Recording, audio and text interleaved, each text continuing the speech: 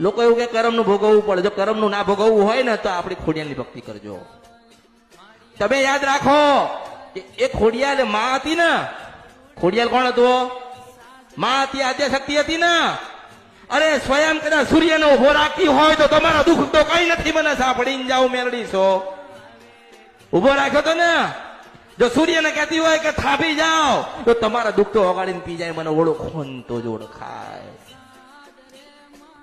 લોકો એવું કે કરમનું ભોગવવું પડે, જો કરમનું ના ભોગવવું હોય ને તો આપણી ખોડિયાલની ભક્તિ કરજો. તમે યાદ રાખો કે એ ખોડિયાલ માં હતી ને, ખોડિયાલ કોણ હતો? માં હતી, આદ્યશક્તિ હતી ને.